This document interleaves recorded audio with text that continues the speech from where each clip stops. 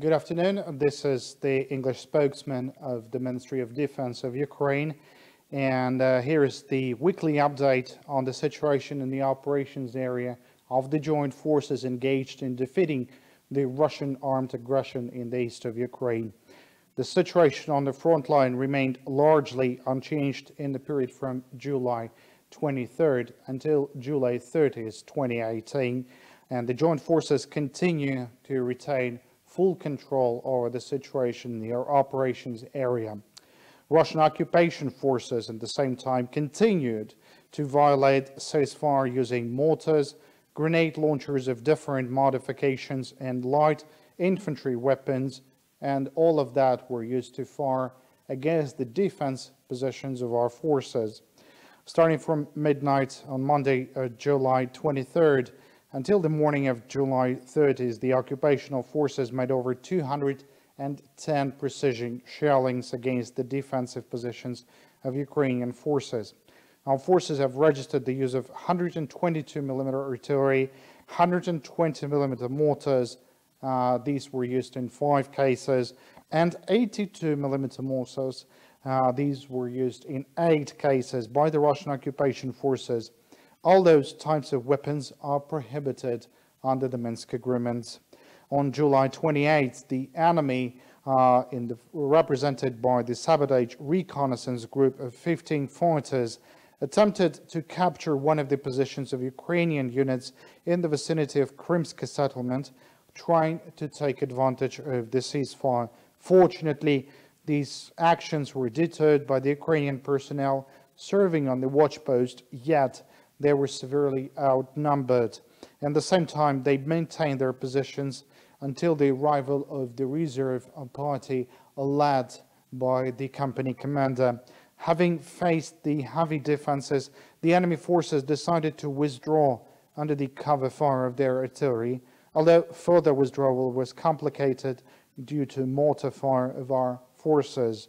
The clear and coordinated actions of our units allowed to inflict severe casualties upon the enemy forces. In fact, 4 of the fighters were killed and 6 were wounded. In the same time, those treacherous actions on the part of the enemy forces were deterred due to the determination and courage of our soldiers who maintained their positions at the cost of their own lives.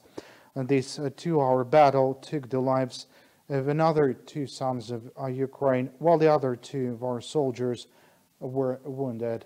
That is, a total of 3 Ukrainian soldiers were killed in action, and additional 7 were wounded in action as the result of direct actions and enemy shelling of Ukrainian positions. Our hearts go out for the families and friends of the fallen Ukrainian heroes who died while protecting our own motherland. Now to some of the other important events that took place over the course of the past week. According to Ukrainian members of the Joint Center for Control and Coordination for the issues of ceasefire and stabilization of delimitation line, the Russian Federation is actively increasing the number of military equipment along the delimitation line despite the agreements. The observers are registering numerous movements of the military equipment outside the storage sites and further arrangement of positions on the territories that are beyond the control of the Ukrainian government. On July 21st and 22nd, the drone of the OSCE SMM have registered the numerous movements of the military equipment belonging to Russian Federation outside the storage sites in the operations area of the Northern Task Force. Particularly, it registered 3 multiple launch rocket systems, 46 towered howitzers, 12 self-propelled howitzers, and 45 tanks. On July 23rd and 24th, the observers were registering numerous movements of the military equipment also belonging to Russian Federation, although this time in the operations area of the Eastern Task Force, particularly the following equipment was registered: 3 self-propelled howitzers type 2S1 with the caliber of 122mm as well as 21 tanks T-64 and T-72. Besides, the observers were registering numerous movements of other military equipment, that is including the IPCs and IFVs belonging to Russian Federation in other areas. Besides, the engineering units of the Russian forces continued with the arrangement and further development of their positions in the region.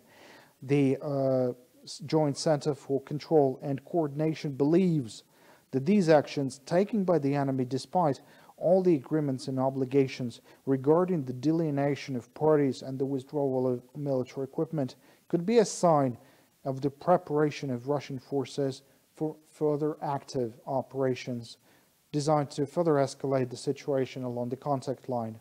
Now, the demolition engineers of the armed forces of Ukraine operating as part of the joint forces have destroyed a total of 14 anti-personnel mines PMN2 that were found near one of the positions of Ukrainian forces within the defense brigade area. Another 36 mines were destroyed on site, and their transportation was impossible.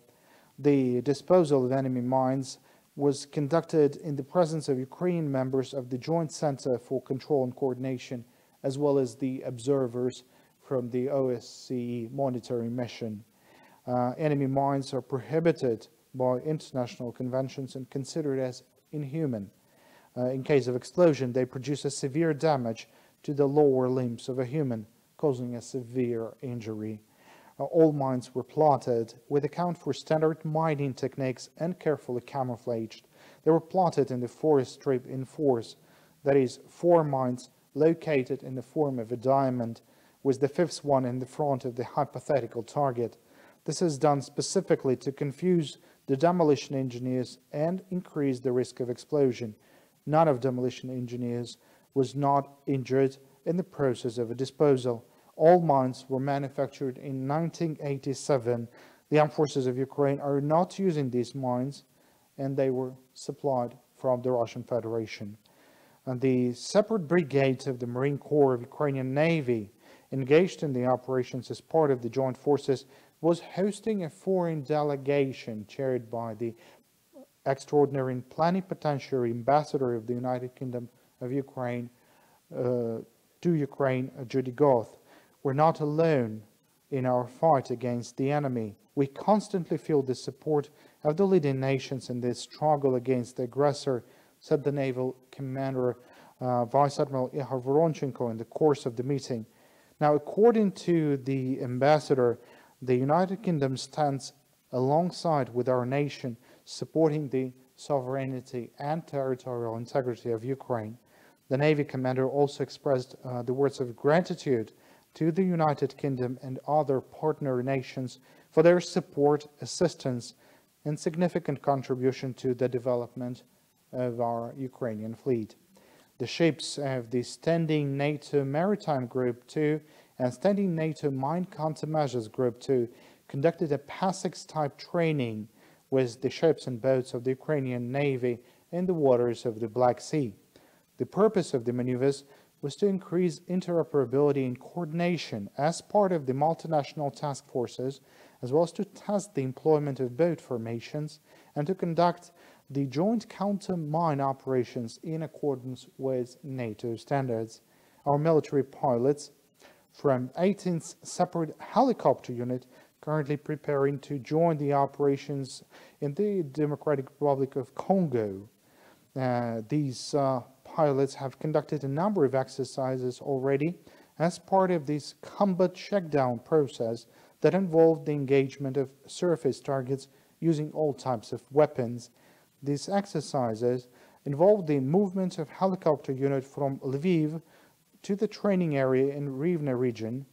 Also, they've conducted air reconnaissance and definitely the engagement of the surface targets.